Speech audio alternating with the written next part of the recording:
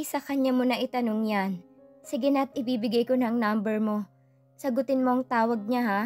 Huwag ka na mag-inarte kung ayaw mong tuluyang tumandang dalaga. Pagbabanta niya sa kaibigan. Mabilis na pinatay na nga nito ang phone nang nakapagpaalam. Agad na tinanggap niyang naghihintay na tawag. Archer, atat na atat ka talaga. Archer? This is not him. I'm sorry to disappoint you. Napatingin siya sa screen ng phone niya para maniguro. Saka niya nakumpirmang si Sid nga ang nasa kabilang linya. Hindi na niya kasi tiningnan ang pangalan ng tumatawag dahil sa pag-aakalang si Archer nga talaga yon. Narinig pa niyang marahas na paghinga nito na parang nagtitimpi. Akala ko kasi si Archer. Bakit ka napatawag? Formal na tanong niya. Matagal bago ito sumagot na para bang pinapakalma muna ang sarili. I just want to ask you again. With commitments or without? Seryoso rin ang boses nito nang itanong iyon. Hindi ba talaga ito titigil sa topic na yon? Totohanan ba talaga yung sinabi nito kanina? I'm tired and sleepy, Sid. Kanina pa kita sinusubukang tawagan.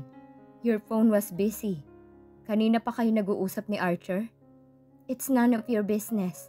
Pwede ba? Matutulog na ako. Inis na sabi niya. If you won't answer me now, babalik ako riyan kahit nandyan ang parents mo. Namba-blackmail na naman ang mokong. Good night. Ibinaba niya agad ang phone. Siya bang tinatakot nito? Pinatay niya ang linya ng phone para huwag siyang matawagan ng lalaki. Nakataas ang dalawang braso niya sa kama habang nakatulala sa kisame. Paikot-ikot na siya sa kama pero hindi pa rin siya dalawi ng antok. Halos kalahating oras na yata siya galaw ng galaw sa kama nang biglang may kumakatok sa bintana niya. Nakakunot noon nang bumangon siya. Nanlaki ang mga mata niya nang makita si Sid sa labas ng glass window niya. Nasisiraan na ba talaga ito ng bait? Mabilis na lumapit siya sa bintana at binuksan iyon. Baka kasi mahulog ang lalaki.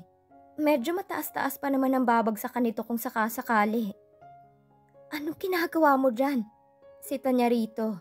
Napatingin siya sa pinagpatungan nito. Anytime ay pwede itong madulas doon. I was not bluffing. I'm waiting for your answer. Anong answer? Inis na talaga siya sa lalaki. Kung mahulog ito ay cargo pa ng konsensya niya. No strings attached or with commitment. Seriously, Sid? Wala ka bang ibang mapagbalingan ng boredom mo? Ako talaga? Umalis ka na. Gising pa si na mami. Sinilip niya uli ang ibaba. Kung mahuhulog man ang lalaki ay dederecho ito sa maliit na halaman sa ibaba. Papasok ako dyan if hindi ka sasagot within 5 minutes. Napalingon siya sa may pinto ng kwarto niya nang makarinig ng mga yabag. Shit! Ang sarap na lang itulak ng lalaki. 4 minutes. Sabi nito na nagta-timer na pala. Andy? Nakarinig naman siya ng katok sa pinto. Shit talaga. 3 minutes. Andy, tulog ka na ba? Tanong uli sa labas ng pinto. Umalis ka na. Kulang na lang ay itulak na nga niya ang lalaki. With or without? Shit! Hinarap niya uli ito. Without! Sige na, umalis ka na. Nawala ang ngiti nito. Without? Bakit? Parang hindi yata nito nagustuhan ng pinili niya. Yun na yon, Sid. Huminga ito ng malalim. Okay. That would do. For now. Alis na ako. Good night. Pagkasabi nun ay hinalikan siya ng mabilisan sa lips. Nagulat na lang siya ng parang walang kahirap-hirap itong bumaba. Pagkababa sa lupa ay tumingala sa kanya si Sid saka nag-flying kiss pa. Patakbong umalis na ito roon. Mabilis na isinara niya ang bintana saka lumapit sa pinto. Nang buksan niya ang pinto ay wala na ang mami niya. Bumaba na yata nang inakalang tulog na siya. Napahinga siya ng malalim at pabagsak na humiga sa kama. Tumunog ang phone niya. Good night, hon. With no strings attached. Text iyon galing kay Sid. Napairap siya sa screen ng phone na para bang itong kaharap niya. Sasakyan niya ang toyo ng lalaki hanggang sa matapos niya ang trabaho niya rito. Never na siyang magkakamaling magpapahumaling uli rito. Kung ayaw niyang maging gutay-gutay uli ang puso. Mabuti na lang at Lunes. Alam niyang nasa Maynila na uli si Sid. Hindi siya maiilang na sumulpot sa bahay nito para sa trabaho niya pagkatapos ng without commitment na status na pinagsasabi nito. Nakatanggap siya ng text mula sa lalaki na may ipapabago ito ng konti sa kusina. Sinabi nitong wala ang mga katiwala dahil nagpaalam si Manang na uuwi muna sa kanila. Si Ivan naman pati ang yaya nito ay isinama ng mga magulang nito sa Maynila. Inaasahan na niyang wala siyang maaabutan sa bahay. Sinabi ni Sid kung saan makikita ang susi ng pinto ng bahay. Masyado ngang tahimik sa loob. Dumiretso siya sa kusina. Titingnan niya ang design ng wall na babaguhin. Nagtaka pa siya nang makaamoy ng mabangong niluluto sa kusina. Akala ba niya ay walang tao roon? Diretso na siyang pumasok. Naisip niyang baka hindi natuloy sa pag-uwi ang matandang katiwala ni Sid na siyang nagluluto lagi doon. Otomatikong parang dumikit na sa sahig ang mga paa niya at ayaw nang kumilos nang makita ang isang lalaking nakatalikod. Abala ito sa niluluto. Ang mas nakakapagpatigil sa kanya sa paghakbang ay ang attire nito. Wala itong suot na shirt. Kaya kitang-kita ang malaking katawan nito na halatang batak sa workout. Wala nga itong suot na shirt pero naka-apron. Bumaba ang mga mata niya at nakita niyang naka-boxer shorts lang din ito. Hindi naman ito mukhang kakagising lang dahil basang-basa pa ang buhok nitong tumutulo. Kung ibang lalaki siguro ay nagmumukhang timang sa ayos. Pero ang lalaki sa harap niya ay hot and nice tingnan dahil sa attire nito. Bago pa siya bumalik sa pinanggalingan ay humarap na sa kanyang nakangiting si Sid. Good morning. Nangaakit ang ngiti nito na may kasama pang pagsipsip sa isang daliri para alisin ang dumikit na sauce doon. Sinadya ba nito yun para mapatulala siya? Kitang-kita niya naman ang malalaking muscles nito sa mga braso na hindi rin natatakpan ng apron. Napalunok siya pero itinaas na lang agad ang noo. Never niyang ipapahalata na grabe ang apekto ng ayos nito sa kanya ngayon. Bakit nga pala ito andun at nagluluto imbis na sa opisina nito sa Maynila? I'm cooking a very special breakfast for us. For us? Anong meron?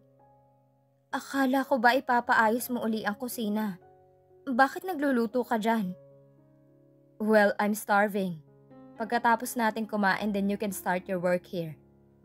Busog pa ako. Doon na lang muna ako sa garden magtatrabaho. Pagkatapos mo dito, saka ko na rin sisimulan ng kusina. No, itong kusina lang ang tatrabahuhin mo ngayon. Bossy, nasabi nito. Kliyente niya ito kaya syempre ito ang masusunod. Napabuntong hininga siya. Sa sala na lang ako maghihintay. Bago pa siya makaalis ay nakalapit na agad si Sid sa kanya. Napaatras naman siya agad. Mas lalo kasing ang hirap huminga ngayong malapit ng katawan nito sa kanya at ganun ang ayos. I need someone to taste what I'm cooking. Hindi na siya nakatanggi nang hawakan itong kamay niya at hilahin siya papunta sa niluluto nito. Binuksan nitong kaldero sa kahinahalo ang loob nun. Hindi niya mahulaan kung anong niluluto nito pero masyadong saucy. Walang imik na tumingin lang din siya. Kahit busog siya ay parang nakakagutom uli ang niluluto nito. Ang bango kasi nun. Kumuha ito ng kutsara at kumuha ng sauce. Hinipan muna nito ang nasa kutsara bago inilapit sa bibig niya. Try it. Tell me kung okay na ang alat. Ayaw niya sanang ibuka ang bibig. Pero dahil alam niyang hindi ito titigil hanggat hindi niya gagawin ang gusto nito ay iniawang na lang din niya ang bibig. Napaatras pa siya nang mapaso ang dila niya. Mainit pa rin kasi iyon at mas mainit sa dila ang dating kasi nga sa lagkit ng sauce. Mabilis na ibinabanis idang kutsara at tiningnan ang bibig niya nang makitang parang nasasaktan siya. I'm sorry, hindi ko pala nahipan ng mabuti. Masakit ba masyado sa dila? Hawak-hawak na nitong baba niya para tingnan ang bibig niya. I'm okay. Bahagyang itinulak niya ito para bitiwan ang mukha niya. Wait. Umalis ito at binuksan ang ref. May kinuha ito at nang bumalik ay inilapit nito ang bunganga niya sa isang maliit na ice na coating tube. Swallow this para maalis agad ang sakit sa dila mo. Hindi naman masyadong masakit. Pagsisinungaling niya, nararamdaman pa rin kasi niya ang paso sa dila niya. Open your mouth. Imbis na ngumangay, kinuha niya ang ice sa kamay nito. At siya na ang nagsuubunan sa bibig. Happy? Sarcastic na tanong niya. Nakukulitan na kasi siya rito. Ngumiti lang ito sa kanya.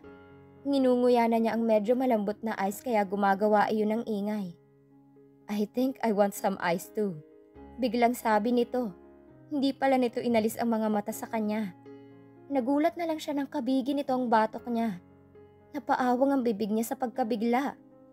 Hinalikan siya ni Sid. Pilit nitong kinukuha ang naiwang yelo sa loob. Nang makuha iyon ay saka nito inilayo ang muka. Nangaakit uli ang ngiti nito habang ninunguya ang yelo. Hindi nito inaalis ang titig sa kanya habang ginagawa iyon. Napasinghap siya na parang hinaharot siya ng tingin nito. Parang nadismaya pa siya ng talikuran siya nito. Bumalik ito sa ref. Pagharap nito sa kanya ay may bitbit itong isang maliit na bucket na may lamang mga yelo. Hindi na siya nakatanggi nang lumapit itong muli sa kanya. Pagkatapos patayin ng stove, ipinatong nito ang bucket sa tabi nila.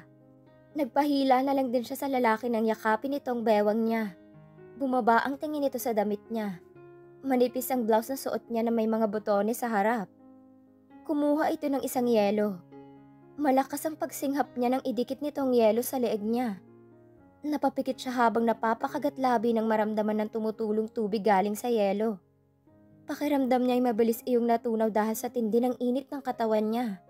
Nang magmulat siya ng mga matay saka naman bumaba ang mukha ni Sid sa leeg niya para dilaan ang malamig na tubig na tumutulo galing sa ice na hawak nito. Bumaba pa ang kamay nito sa kanya. Ang lamig ng tubig na dumidikit sa manipis niyang suot. Dama agad iyon ng balat niya. Inilayong muli ni Sid ang mukha para sundan ang tingin ng kamay nitong pinaglakbay ang yelo sa mga balat niya. Diniinan niya ang pagkagat sa labi nang iniikot ni Sid ang dulo ng yelo. Hinayaan na niyang kumawala ang ungol sa bibig. Napahinga siya ng malalim nang ipasok ni Sid ang naiwang maliit na yelo sa blouse niya. Napatingin ito sa mukha niya. Maalab ang tinging ibinibigay nila sa isa't isa. Binuksan ni Sid ang mga botones ng blouse niya. Isinandal siya nito sa counter ng kusina.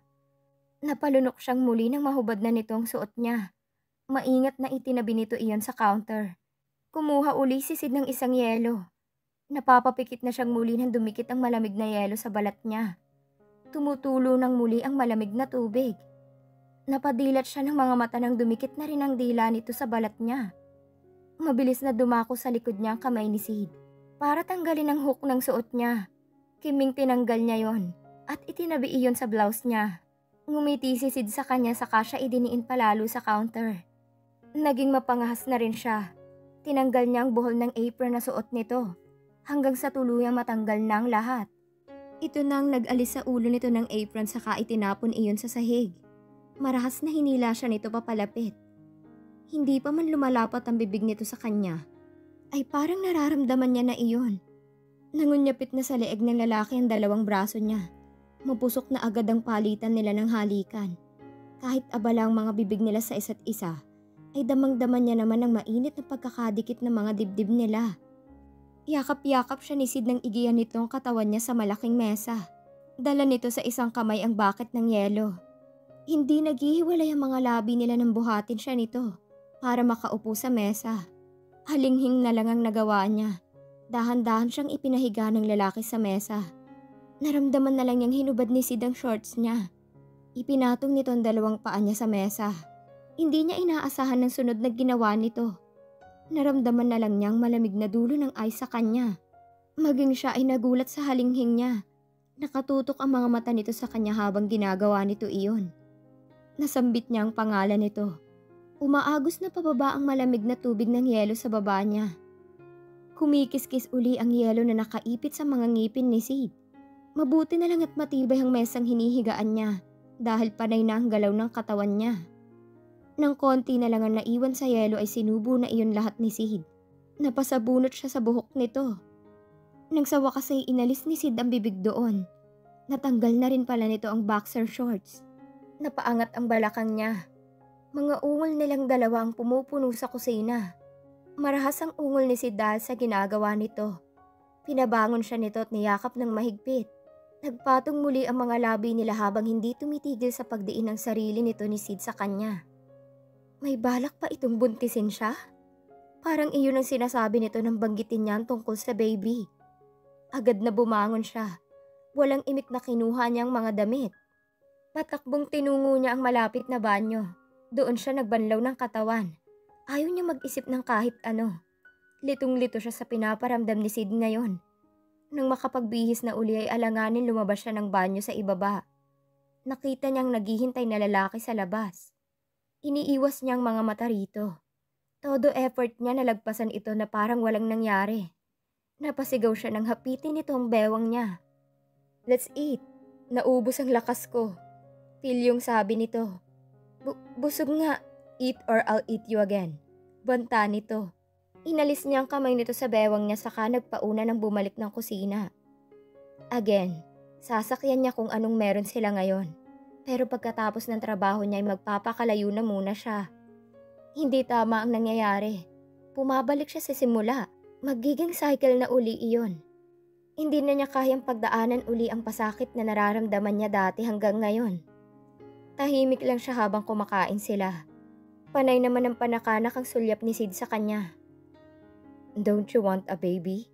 Nagulat pa siya sa tanong nito. Matagal siyang hindi nakasagot. The baby will become the string that will attach us. Don't forget. No strings attached nga, di ba? Walang emosyong sagot niya. Nakita niyang parang natigilan ito. What if mabuntis kita? That would change our label, right? Never mo akong mabubuntis, Sid. I will make sure of that. And pwedeng wag tayo mag-usap ng tungkol sa atin. Kapag no commitments. Meaning nun ay no plans at all na patagalin. There's no use in talking about us since this will only be a fleeting thing. Hindi niya akalain na nakaya niyang sabihin yun na para bang totoo nga sa loob niya. Hindi ito umimik. Nakita niyang napatiimbagang ito. Itinuon na nito ang atensyon sa pagkain. Pagkakain ay saka nito sinabing nagbago na ang isip nito. Ayaw na nitong ipagalaw pa ang kusina. Daig pa talaga nitong babae sa pagbabago-bago ng desisyon. Mahirap din itong ispilingin ngayon. Pumunta na siya sa garden para ipagpatuloy ang trabaho roon. Gusto niyang matapos na niya ang trabaho kay Sid para tuluyan na siyang makamove on. Dapat nasa healing process na siya ngayon eh. Pero dahil sa pagtanggap niya sa trabahong yun, ay parang nagsimula na naman ang cycle. Nahahapong napahinga siya uli. Kailangan na niyang kumawala sa cycle na yun.